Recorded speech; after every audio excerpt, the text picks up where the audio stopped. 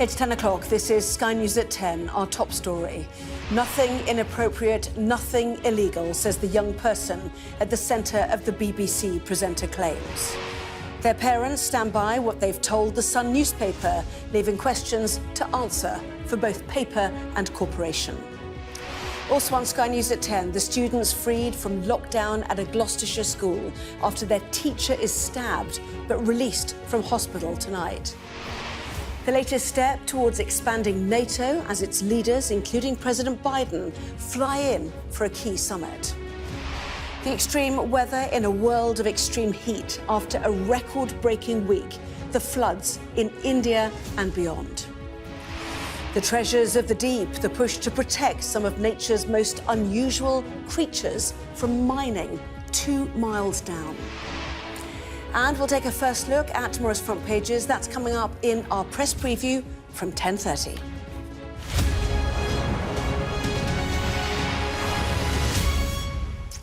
Hello there, good evening. The country's oldest broadcaster and one of its most headline-grabbing newspapers appear at odds tonight over the alleged behaviour of one of the BBC's presenters. The Sun has, for days, reported revelations claiming the unnamed star paid tens of thousands of pounds for explicit images to a teenager. Tonight, the BBC said the alleged victim had told them, through a lawyer, that those claims were rubbish. The Sun, which has spoken to their parents, said they stand by their story. Our first report tonight is from our home editor, Jason Farrell.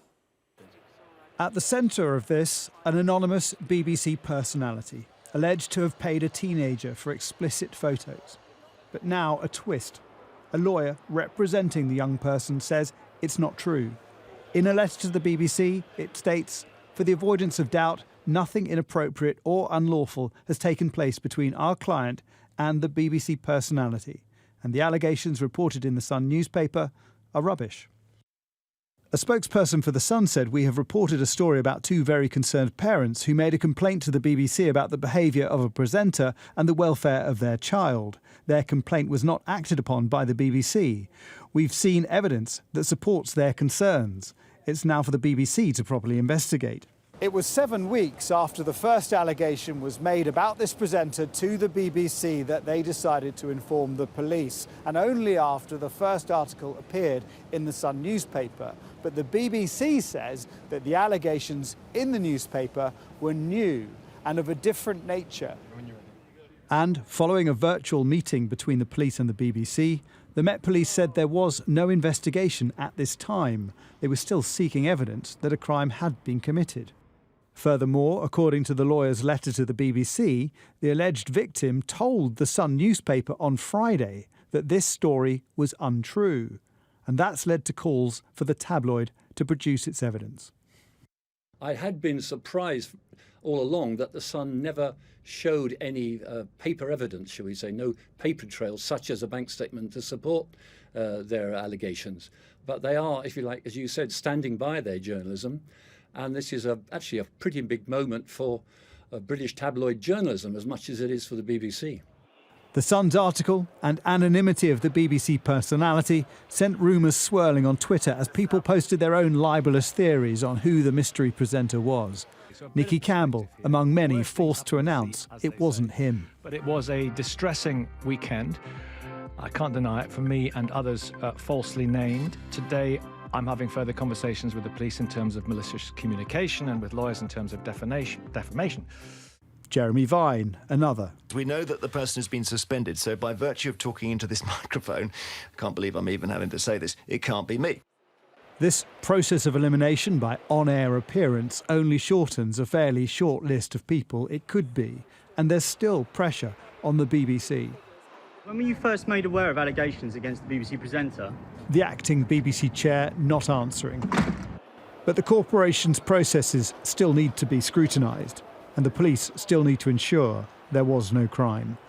Jason Farrell, Sky News.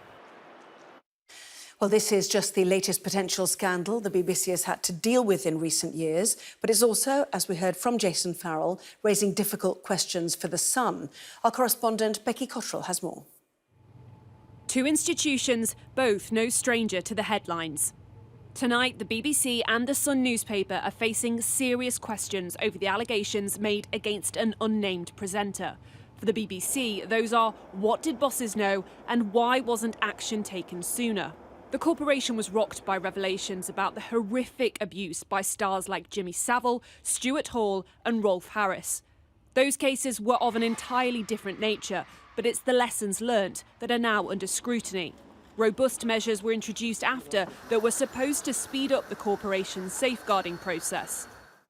More recently, the BBC has had to deal with the fallout from a scandal surrounding its former chairman. Richard Sharp quit after failing to disclose his part in helping Boris Johnson secure a loan.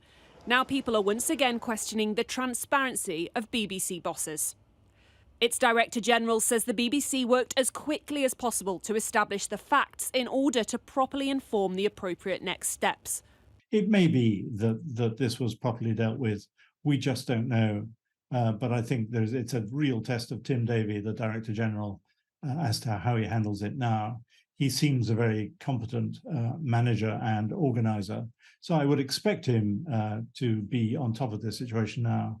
He will realize the pressures, and these are pressures that, if he doesn't get this right, will finish off his own career.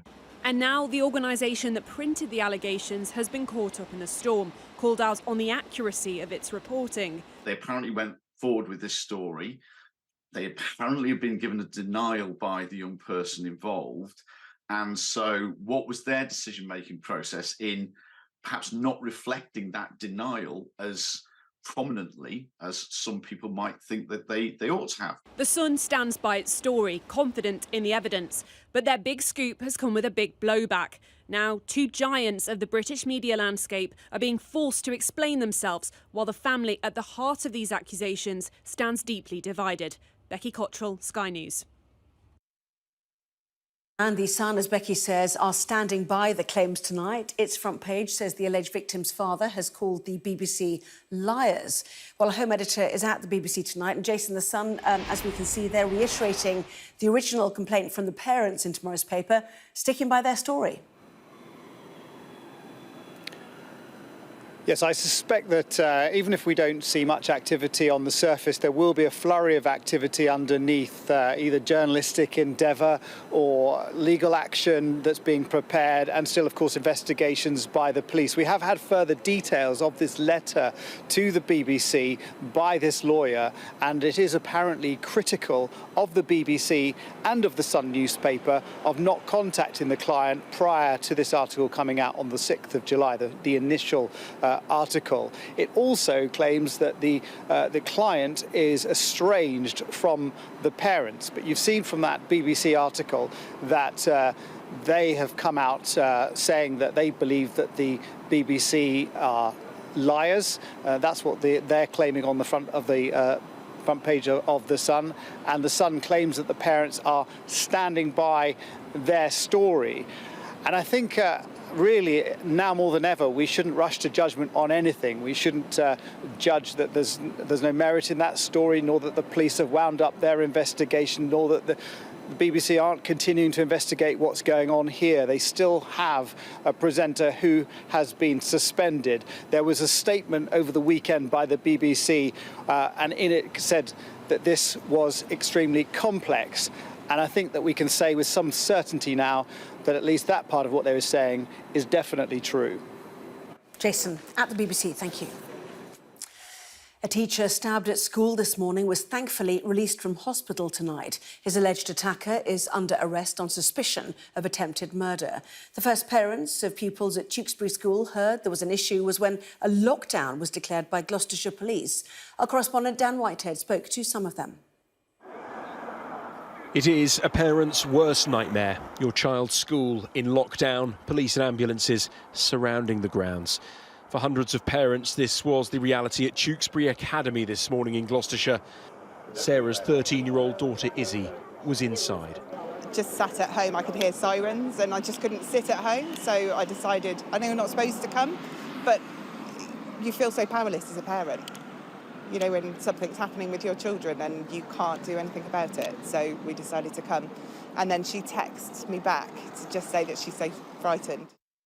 In those texts, Izzy told her mum, "It's really scary. "We are stuck in a classroom. Mum, I'm really scared." "I know, darling," Sarah replied, "but the police are there and sorting it out. I love you so much." They had guns, Izzy added. They had armed police.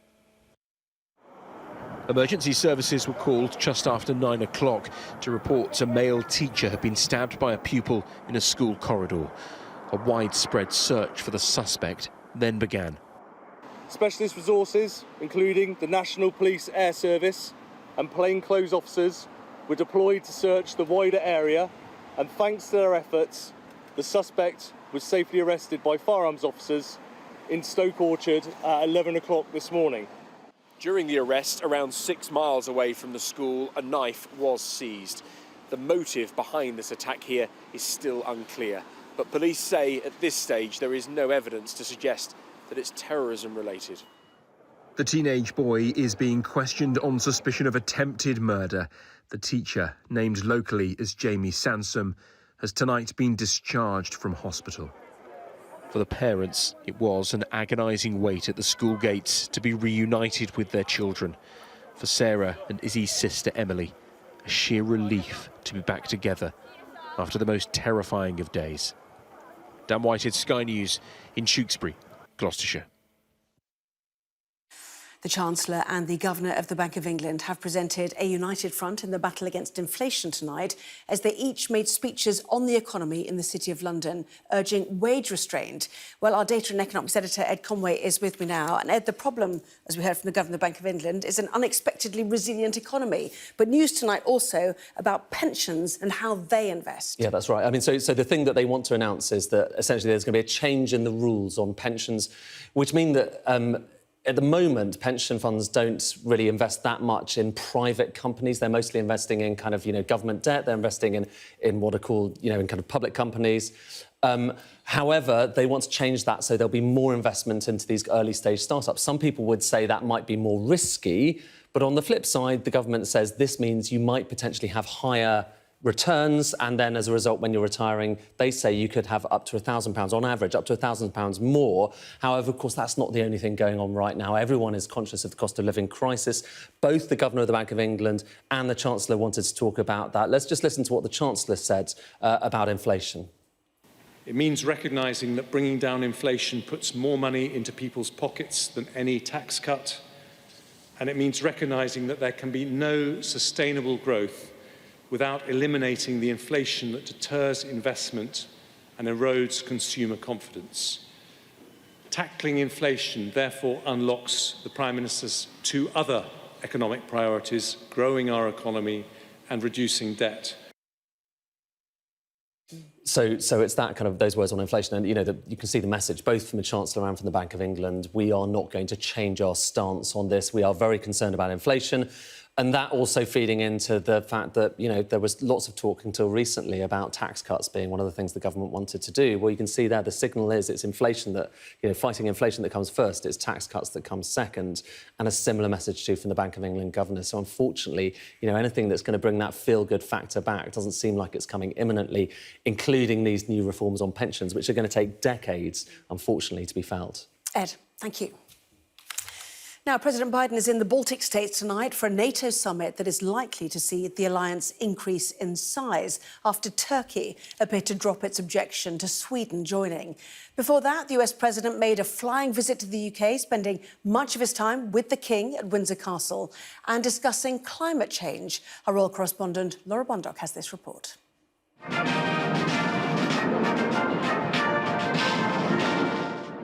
With Windsor waiting, the President dropping in for tea with the King. A formal welcome with the warmth of friendship.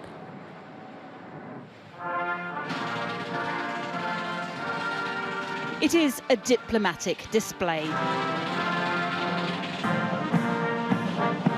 The monarch's soft power on full show. As a new king reaffirms an old alliance.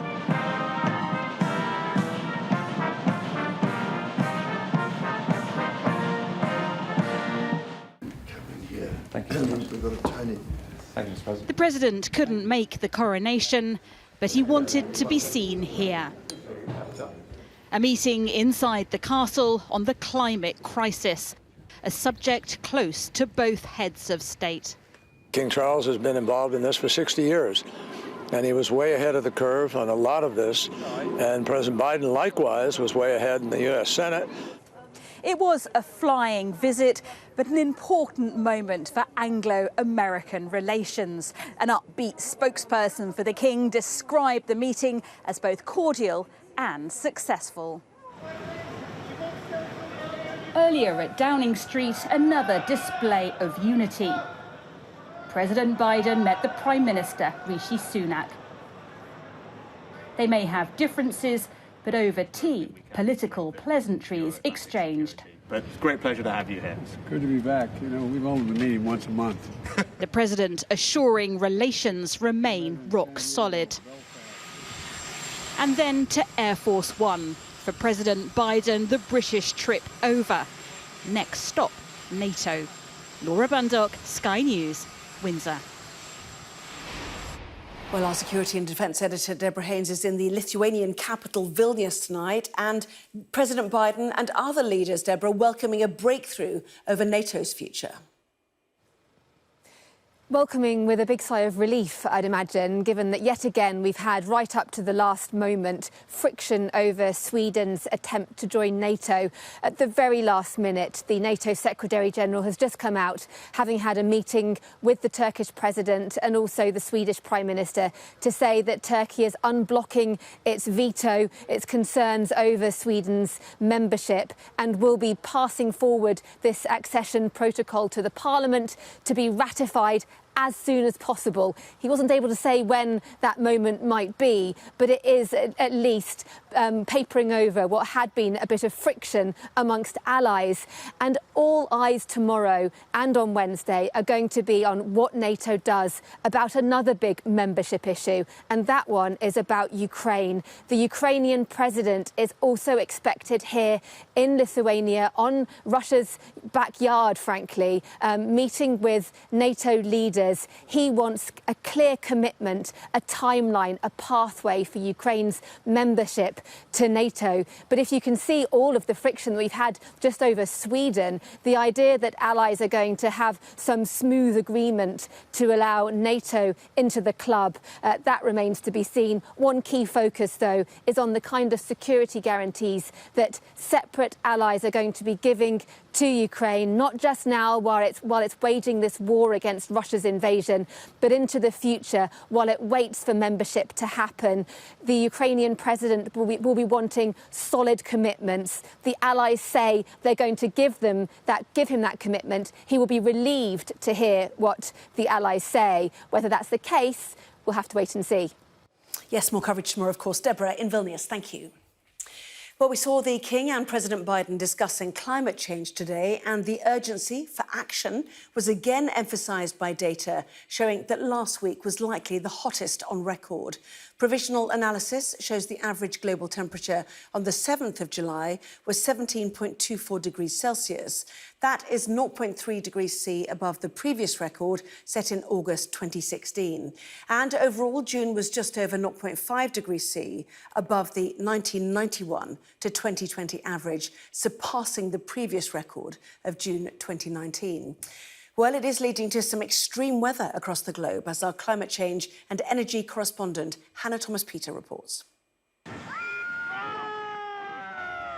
Extreme heat is driving extreme rain in northern India, where unusually heavy monsoons have caused deadly flooding and landslides.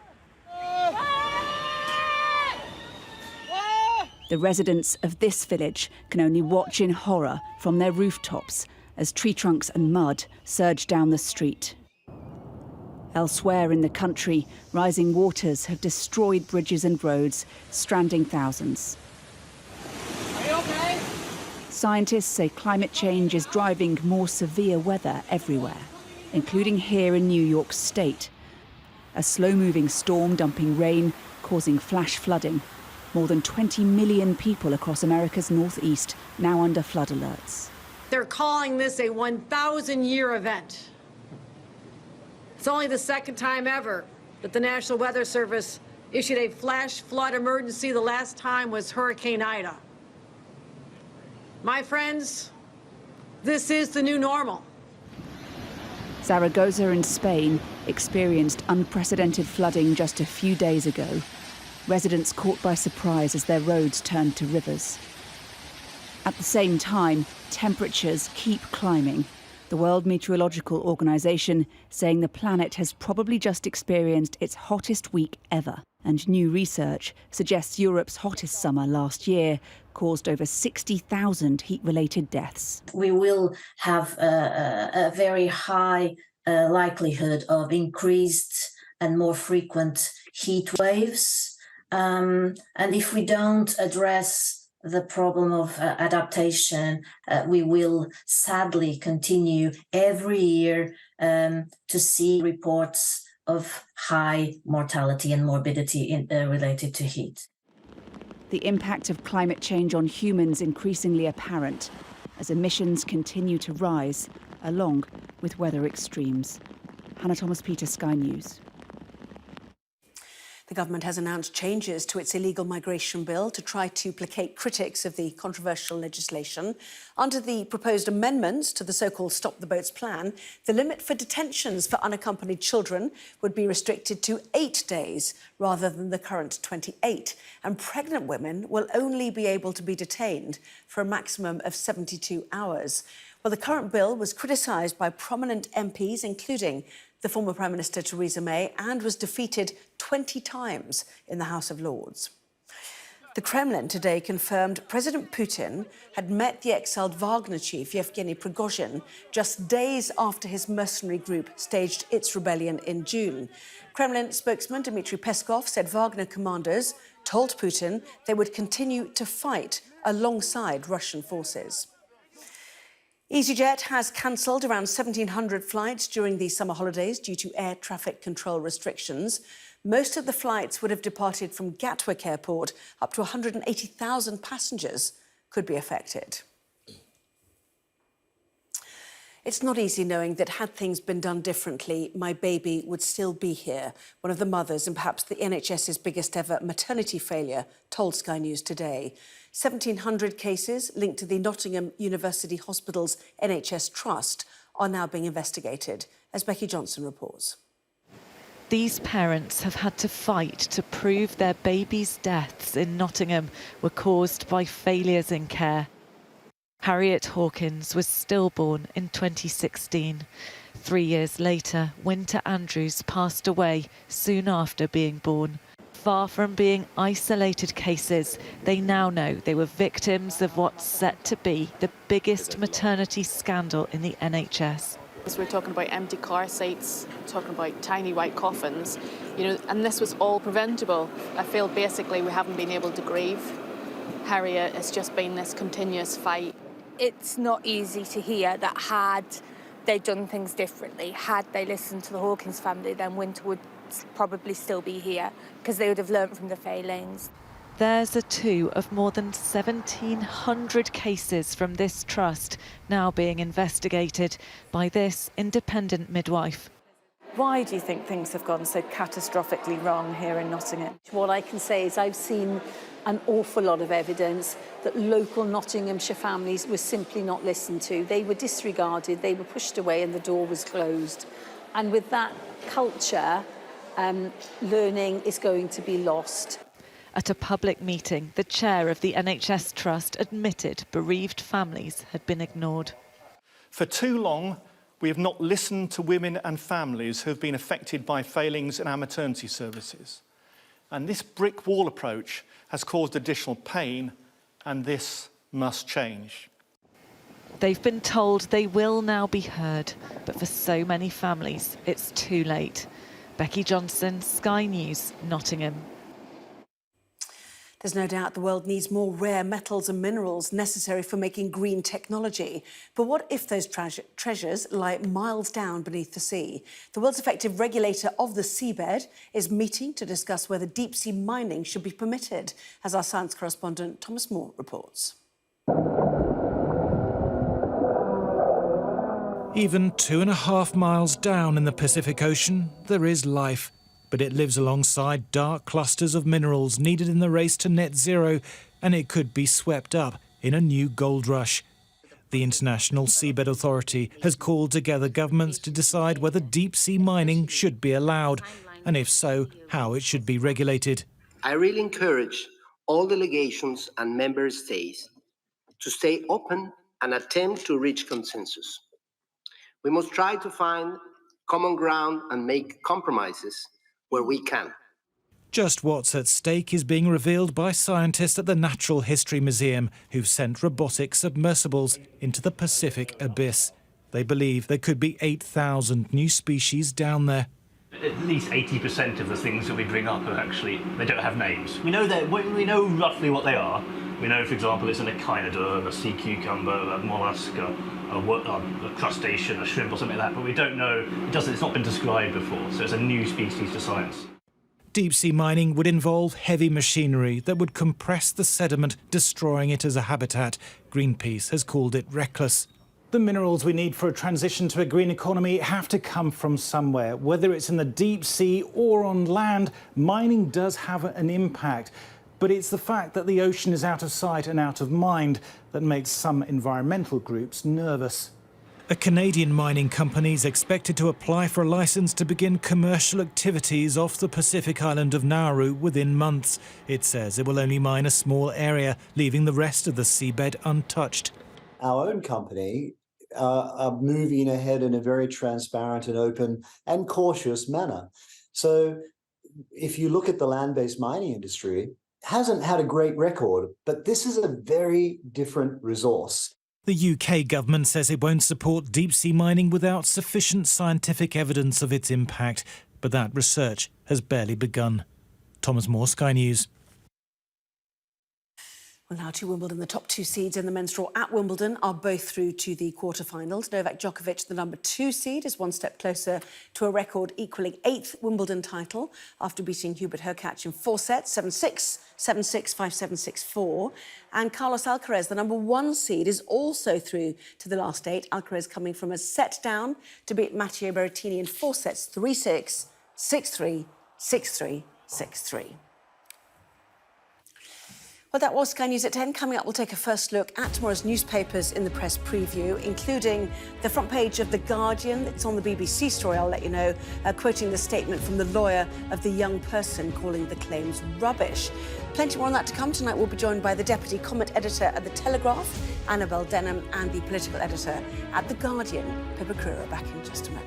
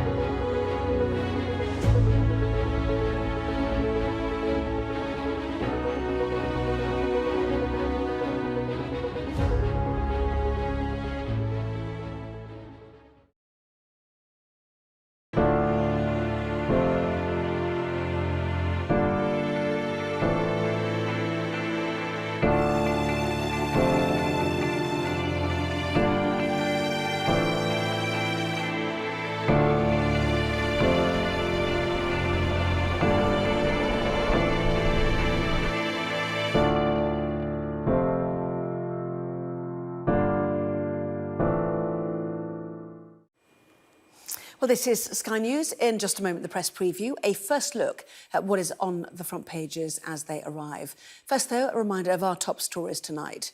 A lawyer for the young person involved in the BBC presenter scandal is reported to have called claims by their mother rubbish in a letter to the BBC. The Sun newspaper has stood by its story. A teenage boy has been arrested on suspicion of attempted murder after a teacher was stabbed at a school in Gloucestershire. The teacher has this evening been discharged from hospital. And as NATO leaders gather for a summit in Lithuania, Turkey's President Erdogan has agreed to ratify Sweden's accession to the alliance.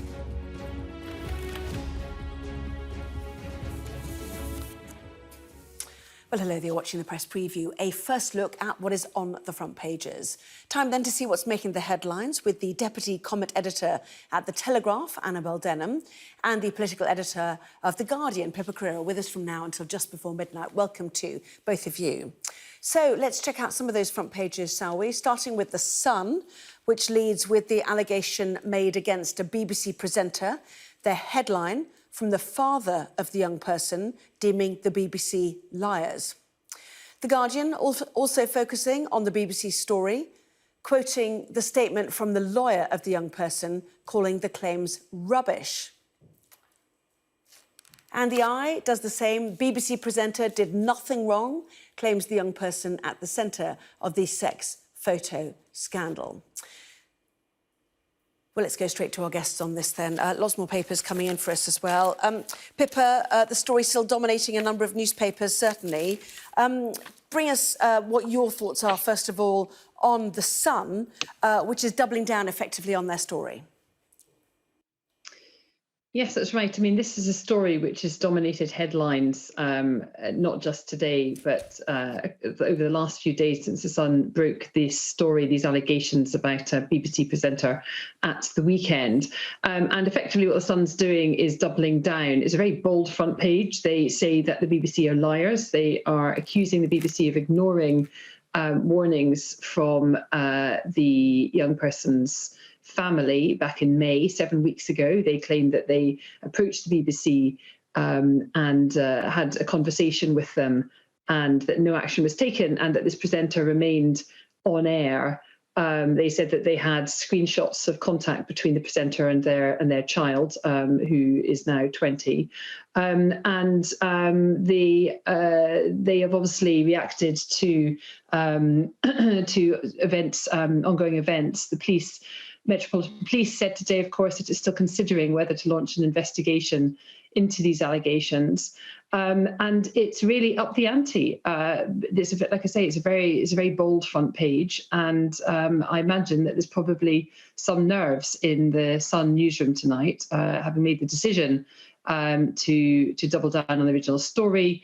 And they've spoken again. I think it's the stepfather of the young person who is saying that they stick by their original tale, and that they are acting only to protect their child, who allegedly was using this money to fund a drug habit. So, you know, it looks like a bit of a mess, really, and different sides in this story are saying different things. Obviously, it's legally very, very tricky. But inevitably, intrigue follows, and the drama of today means that more and more people will be paying attention to this story. So I think we can only hope that it's resolved one way or another very soon. Yes, Annabel, over the weekend, we were reminded that this is complex. Certainly that is proving to be the case. Weirdly, we have he says, she says, within a family it appears, who knows? Effectively the BBC and the Sun slightly pitted against each other here now.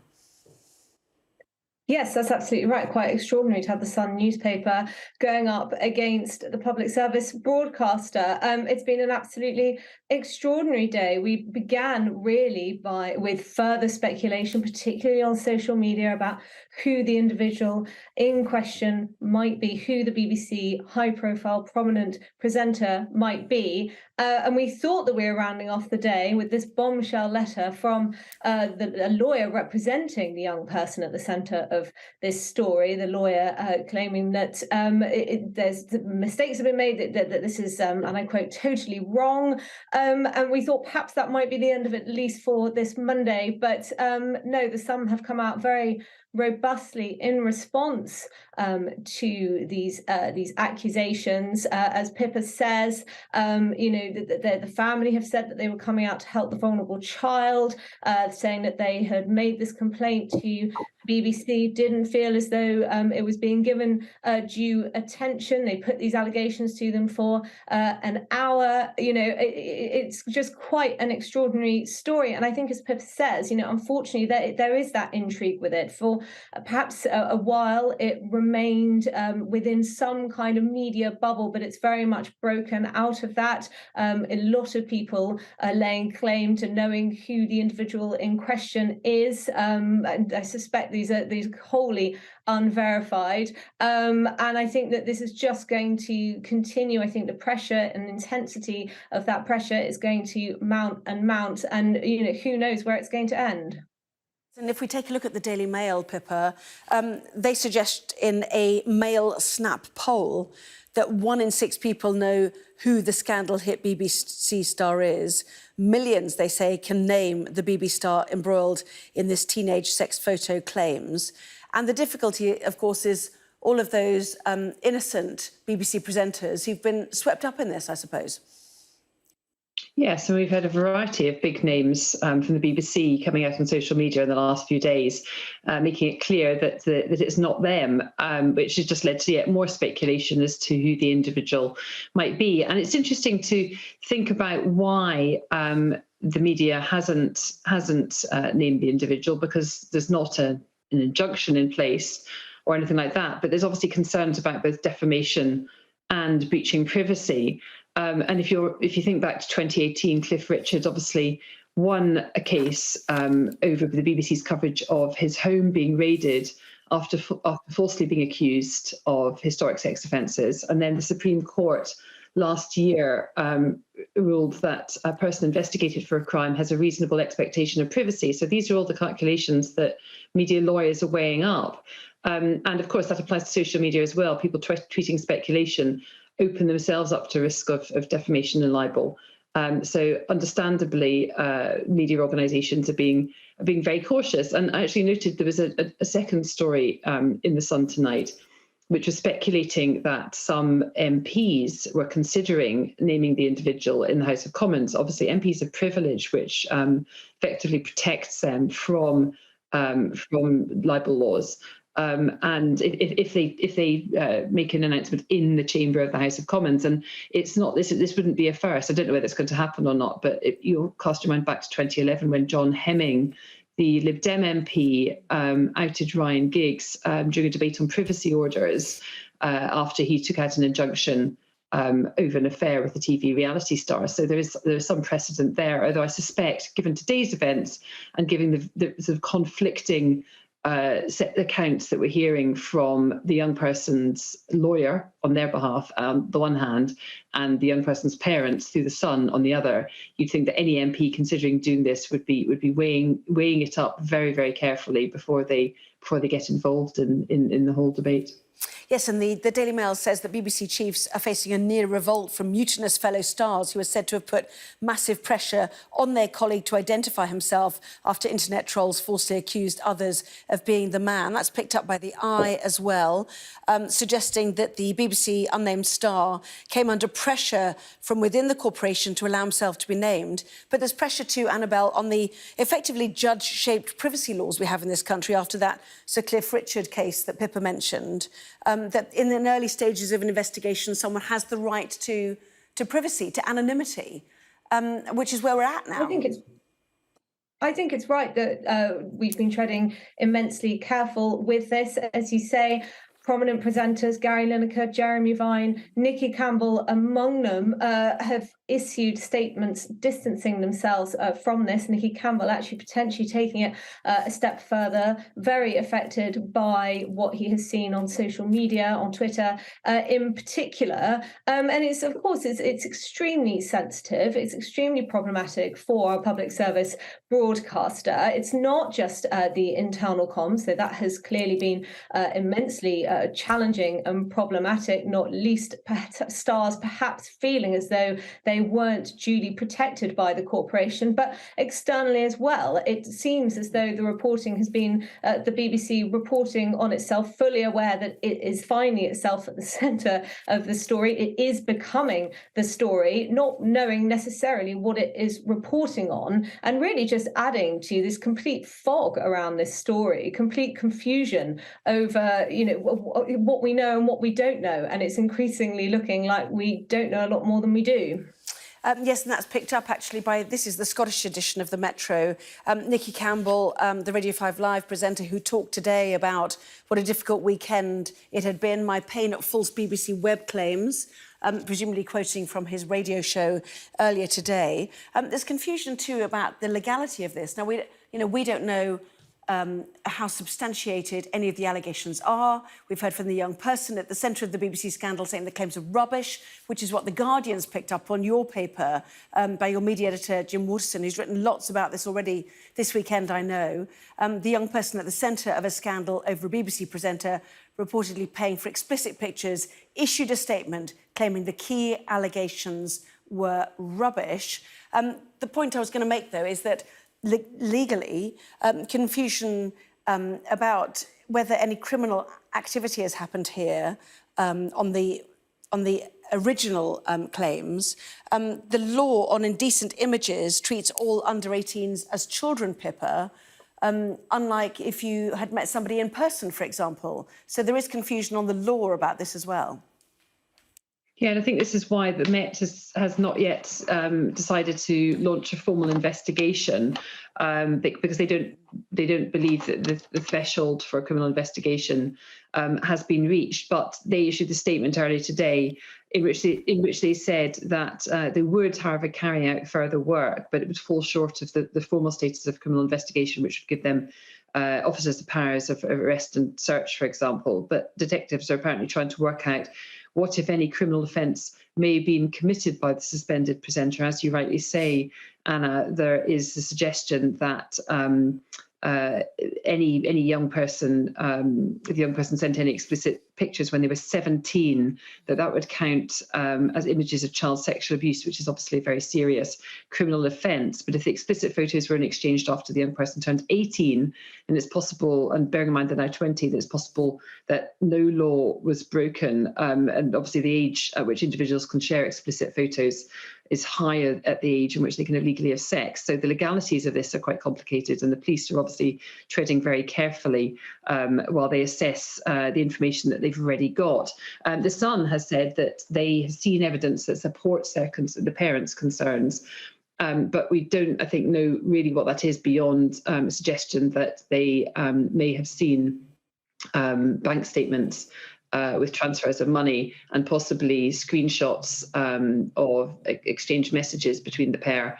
And I think there was one reference to the mother seeing the presenter on a video call. But beyond that, it's very difficult to know how much evidence the Sun has. One imagines that their threshold for publication legally would be pretty high, but we've not seen that ourselves, of course, so it's difficult to say. And as we say, the police haven't launched an investigation yet, so they are still looking at it, but obviously haven't made their minds up. So I think from the BBC perspective, though, the one thing just to add is that Tim Davie is going to be addressing staff tomorrow.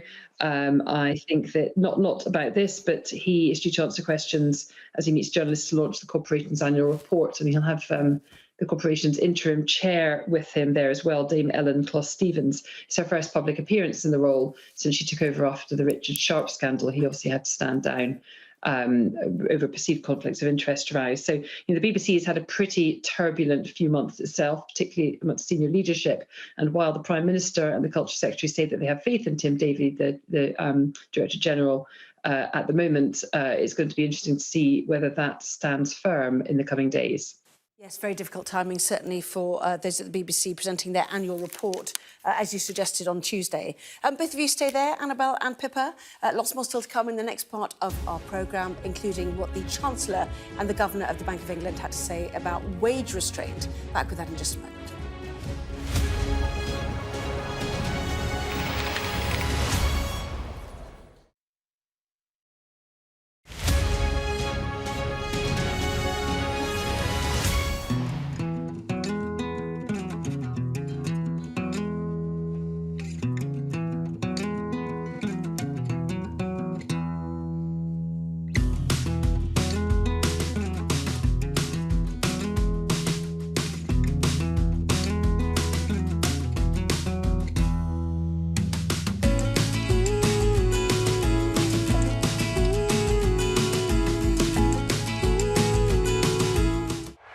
Play Sky News. From the Sky News Centre at 7. Now that you're up to date, we can go into a bit more detail. Things can change incredibly quickly. Taken by surprise. Have you ever known a moment like this in British politics before? Yes. Cheers. We'll start with breaking news. Let's get the latest on the ground. So, by the end, we'll hopefully all understand what's going on in the world just that little better.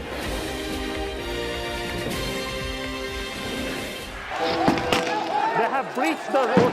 There is a lot of gas being fired all around us. शांति से इनको समझाओ वरना ये हम लोग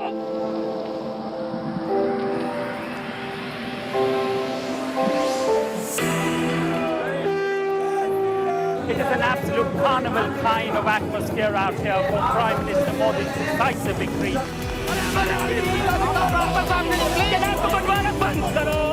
These students are defying the prohibitory orders and now they're going to be arrested. We aim to be the best and most trusted place for news. The roads have been inundated. The only way out is to get people by boat. What is feared that over 200 people might have died because of these landslides. This on any given day would have been bustling with people, but today it's absolutely deserted. This is one of the most sensitive areas of northeast Delhi where there's been clashes. I'm Neville Lazarus and I'm Sky's reporter based in Delhi.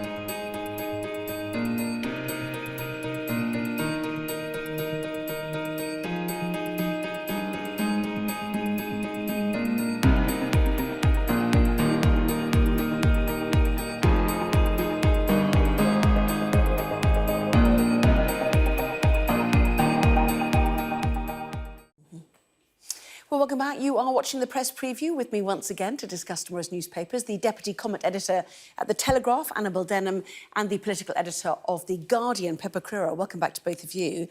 So the big set-piece speech in the City of London by the Chancellor and the Governor of the Bank of England tonight, Annabel.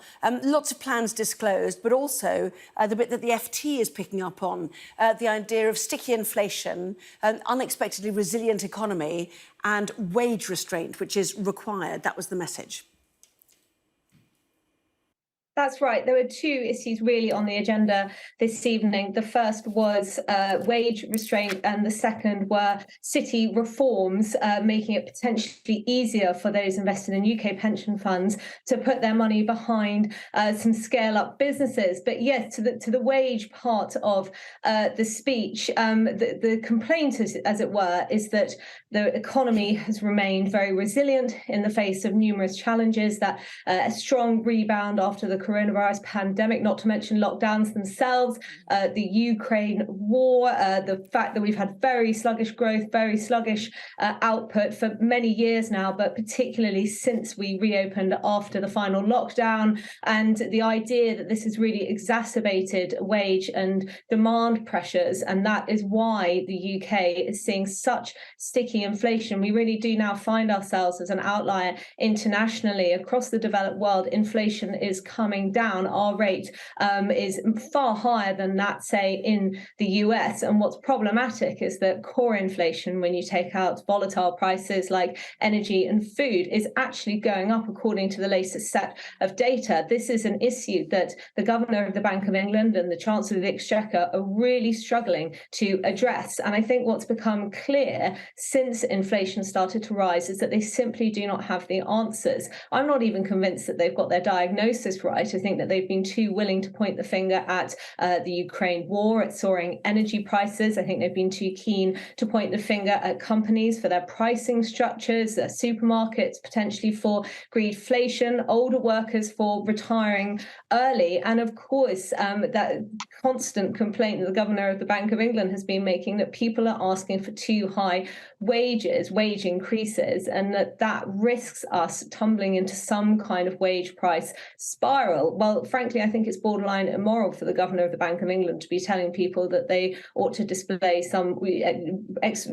restraint in their expectations when it comes to pay. I think that people ought to go to their employers and ask for the most that they think that they can possibly get. Now, it's possible that the Chancellor and that the Governor of the Bank of England are saying these things because they're trying to manage expectations in the public sector. There's that pressure now on Rishi Sunak to sign off a 6% pay increase for some public sector workers, and perhaps they feel that by urging people in both the public and the private sector to display some restraint, to really manage their wage expectations, that it will be easier for them to place some downward pressure on the unions, making, in many cases, inflation-busting pay demands. So, let's see what the fallout from this will be. But generally, people have felt that Andrew Bailey in particular has not excelled at comms ever since inflation appeared to be spiralling out of control. And I don't think that the speech this evening is any exception.